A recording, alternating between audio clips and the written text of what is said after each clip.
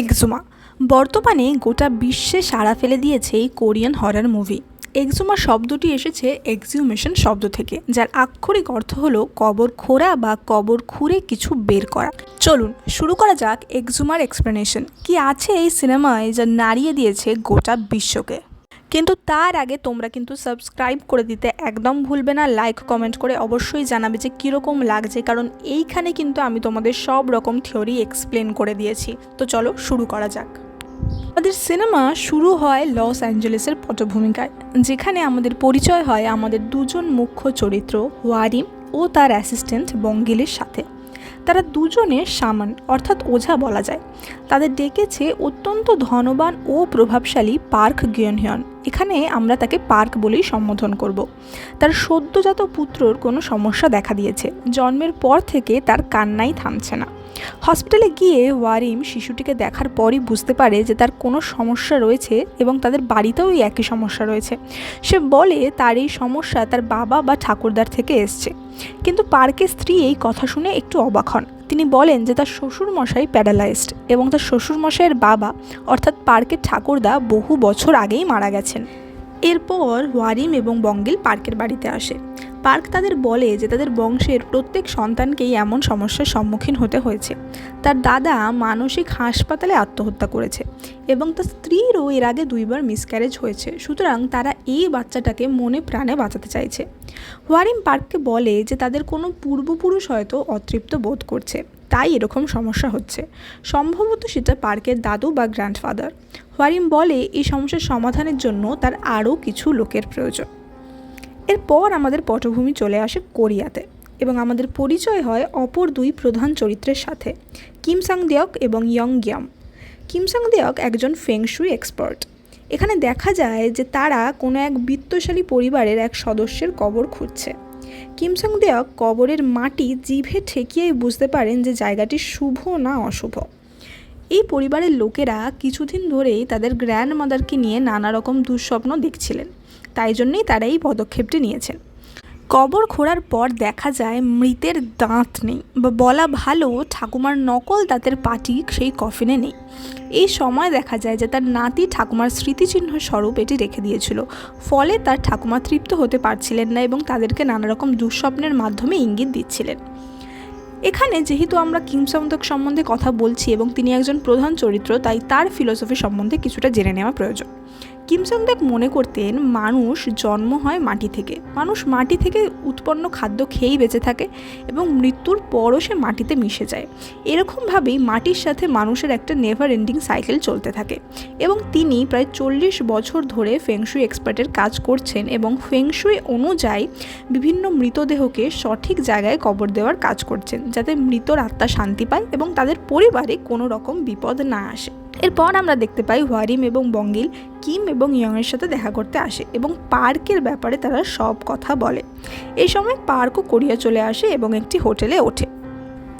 সে কিমের দলকে নির্দেশ দেয় যত তাড়াতাড়ি সম্ভব তার গ্র্যান্ডফাদারের কবর খুঁড়তে এবং সেটা প্রতিস্থাপন করতে। কিন্তু কবর খোঁড়ার পর কেউ যেন কফিন বাক্স না খোলে বা কফিন বাক্সে হাত না দেয়। পার্কের গ্র্যান্ডফাদারের কবরটি নর্থ এবং সাউথ কোরিয়ার বর্ডারে একটি পাহাড়ের চূড়ায় খুবই নির্জন এবং খুবই অদ্ভুত একটি স্থানে ছিল এবং সেই জায়গাতে গিয়ে কিম বোঝে যে এখানে কিছু একটা গণ্ডগোল আছে, কিছু নেগেটিভ এনার্জি আছে এবং সেখানে তারা দেখে যে বহু শিয়াল ঘোরাফেরা করছে, যেটা খুব একটা শুভ সংকেত নয়।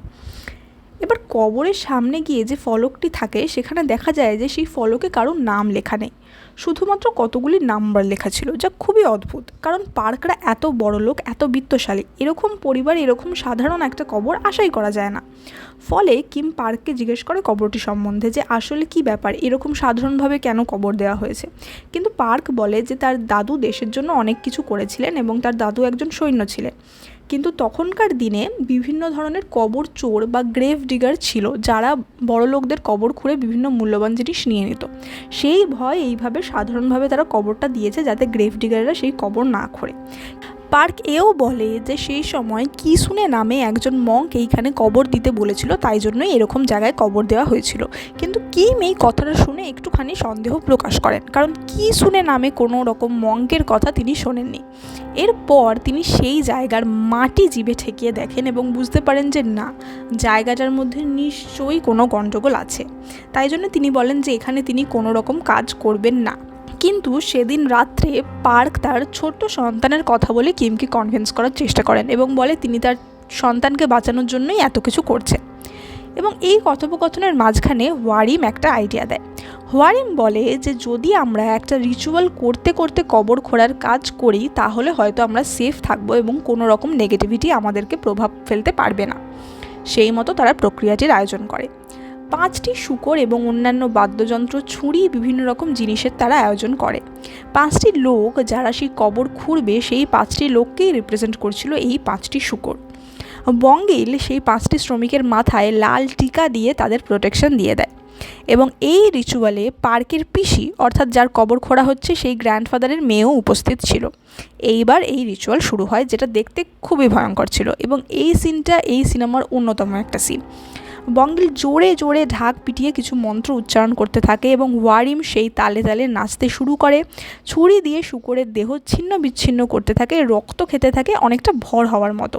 এবং খুবই অদ্ভুত কথা, আমি এর পরে কিছু আর্টিকেলেও পড়েছি যে এই সিনটা শ্যুট করার সময় যারা ওখানে ছিল তারা নাকি এরপর অসুস্থ হয়ে পড়ে, এমনকি এই সিনটা নাকি সত্যিকারের শামান বা ওঝার পরামর্শ নিয়েই শ্যুট করা হয়েছিল। যাই হোক, গল্পে ফিরে আসা যাক। তো ওই রকমই ওই প্রক্রিয়াটির মাঝখানে শ্রমিকরা কবরটি খুঁড়ে বের করে ফেলে এবং কবরটির ওপর খুবই অদ্ভুত ডিজাইন করা ছিল। তো তারা কবরটি ওখান থেকে বার করে নেয়। কবরটি ওখান থেকে বার করে নেওয়ার পরও শ্রমিকদের মধ্যে একজন ওখানের মাটিটা একটু খুঁড়ে খুঁড়ে দেখছিল যে ওখান থেকে আর কিছু পাওয়া যায় কিনা।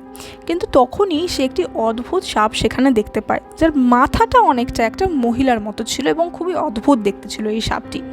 সে তার হাতে থাকা কোদাল দিয়ে সেই সাপটিকে 2 টুকরো করে দেয় এবং সাপটির গলা থেকে মহিলার চিৎকারের মতো আওয়াজ বেরোয় এবং তখনই আকাশ কালো করে বৃষ্টি নামে।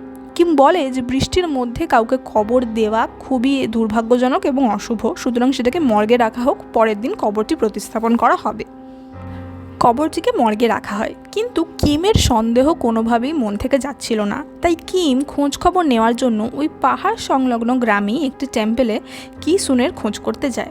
সেখানে একটি বৃদ্ধ ছিলেন। তিনি জানান যে এই নামে তো এখানে কোনো সাধু কোনোদিন ছিল না, এমনকি সে এই নাম শোনেওনি কখনো।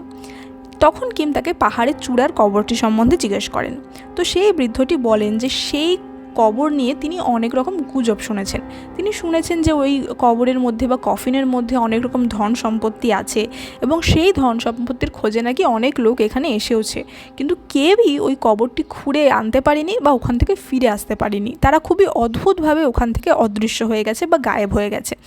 এমনকি সেই গ্রেভ ডিগার বা কবর চোরদের যে অস্ত্রপাতি ছিল সেগুলো এখনও পর্যন্ত তার টেম্পেলে রয়েছে। অপরদিকে এই একই আশায় মর্গের একটি কর্মচারী, যে কিনা হয়তো এই গুপ্তধনের ব্যাপারটা জানতো, সে সেই কফিনটি খুলে ফেলে এবং পার্কের গ্র্যান্ডফাদারের অতৃপ্ত আত্মা সেই কফিন থেকে বেরিয়ে আসে, যা হারেম দেখে নেয় এবং সে জানতো যে এর ফলে কী হতে পারে। এরপর আমাদের সিনেমা আসল শুরু হয় এবং সেই আত্মা প্রথমেই গিয়ে পার্কের বাবা মাকে হত্যা করে এবং তারপর পার্ককে টার্গেট করে। তো এরকম মনে হতে পারে যে কেন সে নিজের ব্লাড লাইনটি শেষ করতে চাইছে। আমার যতদূর মনে হয় যে সেই আত্মাটি অত্যন্ত অতৃপ্ত ছিল এবং সে মনে করেছিল যে তার প্রতি কেউই কৃতজ্ঞতা জানায়নি বা তার শেষ কাজ কেউই ভালো করে করেনি এবং তাকে কেউ মনে রাখেনি। বড়লোক হওয়ার পর পার্করা একদমই তাদের পূর্বপুরুষদের ভুলে গেছে, তাই জন্য হয়তো সেই আত্মাটি অত্যন্ত অতৃপ্ত ছিল এবং সে তারই নিজের বংশের সবাইকে টার্গেট করে। এরপর সে টার্গেট করে পার্ককে। এই সময়ই কিম পার্ককে ফোন করে বলে যে অতৃপ্ত আত্মাটি কফিন থেকে বেরিয়ে গেছে এবং তার বংশকে নিঃশেষ করতে চাইছে এবং সে তাকে সাবধান করে দেয়।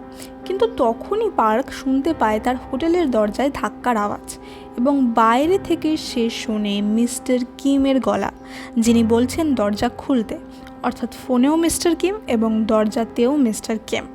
পার্ক ফোনের কিমের কথাকেই বিশ্বাস করে এবং দরজা না খুলে জানলা খুলে দেয়। ফলে গ্র্যান্ডফাদারের আত্মা ঘরে ঢুকে পড়ে। অর্থাৎ ফোনে যে ছিল সে ছিল নকল এবং দরজাতেই আসল মিস্টার কিম ছিলেন। অপরদিকে কিম হোটেল স্টাফের সাহায্যে সেই ঘরে ঢোকেন এবং দেখেন যে অলরেডি পার্ক পজেসড হয়ে গেছে এবং সে ভয়ঙ্করভাবে মারা যাওয়ার আগে একটা অদ্ভুত কথা বলে যায়। শিয়াল বাঘের কোমরে আঘাত করেছে, যে কথাটার কোনো মানে দাঁড়ায় না সত্যি কথা বলতে, এবং কিমও বুঝতে পারে না যে এই কথাটার কী মানে হতে পারে। কিন্তু গল্পের পরবর্তী অংশে গিয়ে আমরা বুঝবো যে এই কথাটার আসল কী মানে। পার্ককে মারার পর এই অতৃপ্ত আত্মা তার বংশের শেষ সন্তান পার্কের সদ্যজাত সন্তানকে হত্যা করার জন্য হসপিটালে পৌঁছায়। কিন্তু ততক্ষণে কিমরা পার্কের পিসির পারমিশন নিয়ে তার ঠাকুরদার কফিনে আগুন দিয়ে দেয় বা সেটাকে চুল্লিতে দিয়ে দেয়। ফলে কফিনের সাথে সাথে তার আত্মার মুক্তি হয় এবং বাচ্চাটি বেঁচে যায়। কিন্তু আসল ঘটনা শুরু হয় এরপর। কবর খোঁড়ার সময় যে কনস্ট্রাকশন ওয়ার্কারটি সেই সাপটিকে মেরেছিল তার সাথে কোনোভাবে কিমের যোগাযোগ হয়।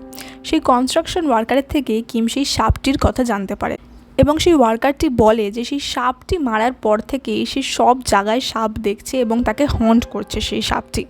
ফলে কিম আবার সেই অকুস্থলে গিয়ে পৌঁছায়। কিমের মনে এমনিতেও অনেক সন্দেহ ছিল জায়গাটি নিয়ে। সেখানে গিয়ে সে আরেকবার জায়গাটি খোঁড়া শুরু করেন এবং সেখানে দেখেন আর একটা কফিন। কিন্তু খুবই অদ্ভুত ব্যাপার, কফিনটি লম্বিভাবে জমিতে গাঁথা। এই দেখে তিনি ইয়াং হোয়ারিম এবং বঙ্গিলকে সেখানে ডাকেন এবং তারা সবাই মিলে কফিনটি মাটি থেকে টেনে তোলে। কফিনটি দেখে কোনো মানুষের কফিন না, বরঞ্চ কোনো দানবের কফিন মনে হচ্ছিল, কারণ 7 ফুটের কোনো কফিন আজ অবধি তারা দেখেনি। তারা কফিনটি নিয়ে ওই কাছাকাছি গ্রামের যে টেম্পলটি ছিল সেখানে নাইট স্টে করার সিদ্ধান্ত নেয় এবং সেখানে কফিনটি রেখে তারা তার চারপাশে চাল এবং ঘোড়ার রক্ত দিয়ে বন্ধন দিয়ে দেয় যাতে কফিনটি থেকে কোনো অশুভ আত্মা বেরোতে না পারে। এই সময় ওয়ারিম এবং কিম পার্কের পিসির সাথে কথা বলে। তারা জানতে চায় যে কবরের আসল রহস্য কী, এরকম জায়গায় একটা কবর কেনই বা দেওয়া হয়েছে। এবং সিনেমার এখানে এসে আমরা জানতে পারি যে জাপান ও কোরিয়ার যুদ্ধে পার্কের ঠাকুরদা জাপানিদের সঙ্গ দিয়েছিল এবং কোরিয়ানদের সাথে বিশ্বাসঘাতকতা করেছিল। তাই জন্যই পরবর্তীকালে তারা এত ধনী হতে পেরেছে। এই সময় পার্কের পিসি বলেন যে কুসুনে আসলে একজন জাপানিজ মঙ্ক ছিলেন, সুতরাং নিজের দলের লোকেদের তারা এরকম খারাপ জায়গায় কেন কবর দেবে, এবং অত্যন্ত রহস্যের সৃষ্টি হয়। কিম আরও বলেন যে ওই ফলকের গায়ে যে নাম্বারগুলো লেখা ছিল সেগুলো যে কোনো উল্টোপাল্টা নাম্বার নয়, সেগুলো হচ্ছে আসলে ওই জায়গার কোঅর্ডিনেটস বা ওই জায়গার অক্ষাংশ দ্রাঘিমাংশের সংখ্যা। এই দিন রাতে এক অদ্ভুত ঘটনা সৃষ্টি হয়। ওই রাতে বঙ্গিলের হঠাৎ করে ঘুম ভেঙে যায় এবং সে দেখে টেম্পেলের বৃদ্ধটি তার পেটের ওপর দাঁড়িয়ে অদ্ভুত কিসব কথা বলছে। সে বলছে আমার লিভার নিয়ে নিল, এরকম উল্টোপাল্টা কথাবার্তা।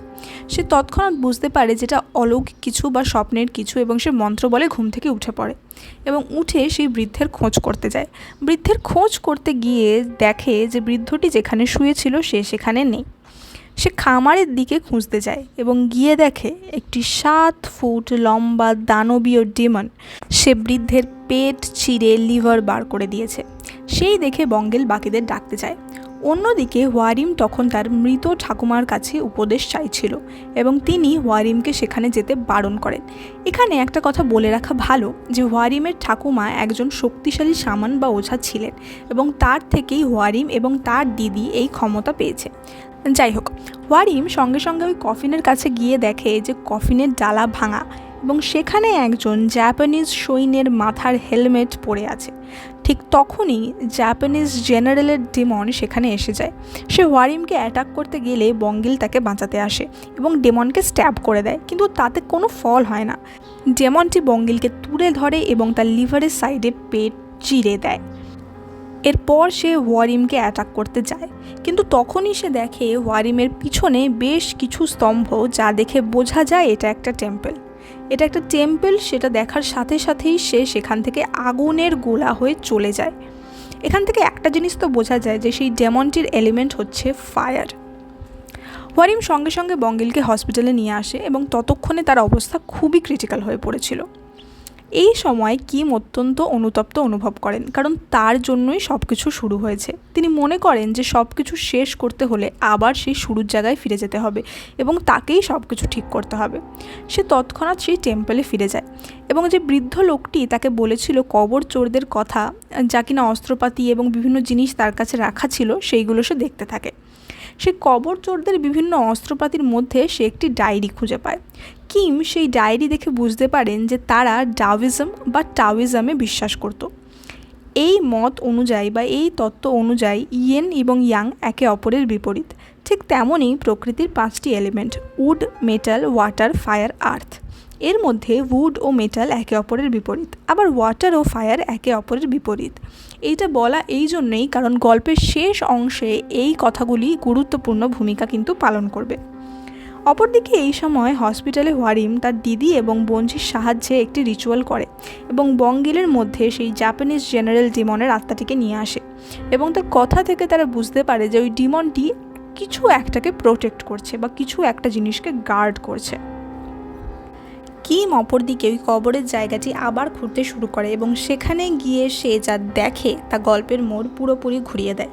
সে দেখে সেখানে সেই জাপানিজ জেনারেল ডিমনের দেহ, কিন্তু নিষ্ক্রিয় অবস্থায়, অর্থাৎ এই জায়গাটির সাথে সে কোনো না কোনোভাবে যুক্ত। রাতের বেলায় শুধুমাত্র সে শক্তি পায়, দিনের বেলা সে নিষ্ক্রিয় অবস্থায় থাকে এবং সারা রাত সে যেখানেই থাকুক না কেন দিনের বেলা তাকে এখানে ফিরে আসতেই হবে, কারণ ওই ফলকে লেখা যে কোঅর্ডিনেটস নাম্বার সেটাই হচ্ছে তার আসল জায়গা। সুতরাং সেই অনুযায়ী তাকে সেখানে ফিরে আসতেই হবে। কিন্তু আসলে সে এমন কি প্রোটেক্ট করছে? তো এখানে আমি তোমাদের বলবো যে আসল রহস্যটা কী।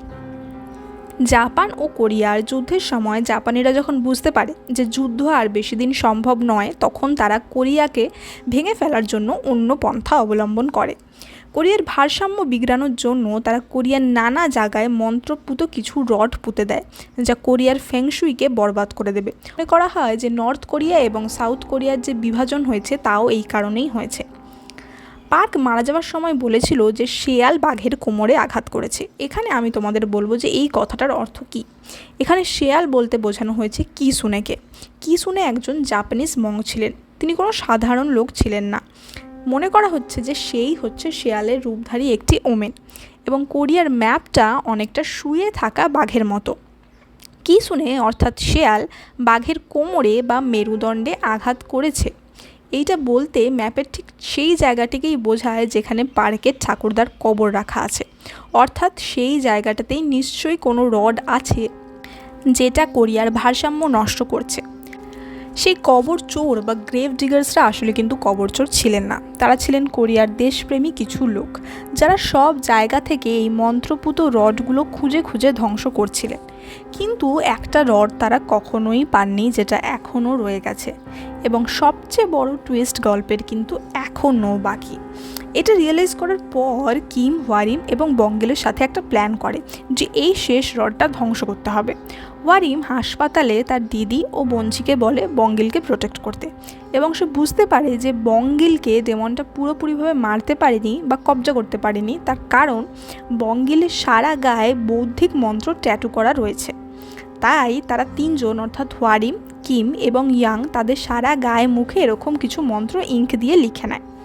তারা প্ল্যান করে যে রাত হলে ওয়ারিম ডেমনটিকে পথভ্রষ্ট করবে বা ডিস্ট্র্যাক্ট করবে এবং উলঝিয়ে রাখবে। ততক্ষণে কিম এবং ইয়ং সেই কবরের জায়গাটি খুঁড়ে শেষ রডটি বার করে ধ্বংস করে দেবে।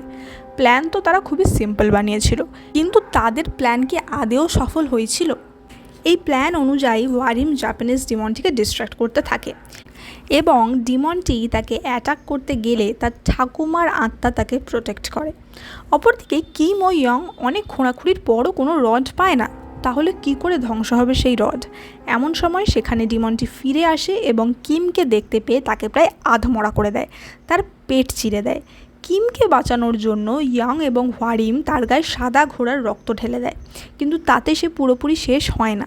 তখন সে কিমকে ছেড়ে ওয়ারিম এবং ইয়ংয়ের গলা টিপে ধরে এবং তখনই সেই জাপানিজ জেনারেলের আত্মার দিকে তাকিয়ে কিম কিছু ভিশনস দেখতে পায় এবং এখানেই আমরা সিনেমার মূল রহস্য জানতে পারি। কিম সেই ভিশনে দেখে কিসুনে যে কোনো সাধারণ মানুষ ছিল না। সে জানতো যে অন্যান্য রডগুলো সহজেই খুঁজে পাওয়া যাবে, কিন্তু যদি একটা অন্তত রড লুকানো থাকে তাহলেও কোরিয়া সম্পূর্ণভাবে উন্নতি করতে পারবে না, তাদের কালো জাদুর হাত থেকে মুক্তি পেতে পারবে না। তাই কিসুনে এক ভয়ঙ্কর রিচুয়াল করে। সেই নৃশংস জাপানিজ জেনারেল, যে কিনা জীবিত অবস্থায় 10,000 নিরীহ মানুষকে হত্যা করেছে, তার মৃতদেহ নিয়ে এই বিশেষ প্রক্রিয়া সম্পন্ন করে। সে তাকে এক ধরনের ভূত বা ঘাওলে রূপান্তরিত করে এবং শত শত মানুষের রক্তে রাঙা তার যে তলোয়ারটি তা আগুনে পুড়িয়ে তারই দেহের ভেতর ঢুকিয়ে দেয় এবং সেই দেহ লম্বালম্বিভাবে কবর দেওয়া হয়। অর্থাৎ শেষ রডটা জেনারেল ডেমন নিজেই, আলাদা করে কোনো রড ছিল না, এবং তার ওপর পার্কের দাদুর কবর দেওয়া হয়, কারণ সে ছিল একজন কোরিয়ান সৈন্য। সুতরাং যাতে কেউ সন্দেহ না করে যে এখানে কোনো রড থাকতে পারে, তাই জন্যই সেখানে পার্কের দাদুর কবর দেওয়া হয়। কিম এখানে বুঝতে পারে যে জেনারেলি শেষ রড, এবং কিম বোঝে যে জেনারেলের এলিমেন্ট হলো ফায়ার এবং মেটাল। ডাওইজম তত্ত্ব অনুযায়ী, যেটা আমি তোমাদের আগেই বলেছিলাম, ফায়ার ও মেটালের অপোজিট হলো ওয়াটার এবং উড। তাই সে নিজের রক্তে ভেজা কাঠের লাঠি দিয়ে জেনারেলকে মারতে থাকে এবং তার আত্মাকে ধ্বংস করে দেয়। ফলে সাথে সাথেই বঙ্গিলের পজিশনও কেটে যায় এবং এরপর তারা ধীরে ধীরে নিজেদের স্বাভাবিক জীবনে ফিরে আসে। এবং এই সিনেমা শেষ হয় কিমের মেয়ের বিয়ের সেরেমনির সিন দিয়ে। তো তোমরা যারা হরর থ্রিলার দেখতে পছন্দ করো তারা কিন্তু চোখ বন্ধ করে এই সিনেমাটা দেখতে পারো, এবং আমি চেষ্টা করেছি তোমাদের নানাভাবে কিন্তু এই সিনেমার যে সমস্ত রহস্যগুলো আছে, যে থিওরিগুলো আছে, সবগুলোই ভালো করে বলে দেওয়ার। তাই ভালো লাগলে কিন্তু সাবস্ক্রাইব করতে একদম ভুলবে না এবং লাইক কমেন্ট করে অবশ্যই জানাবে।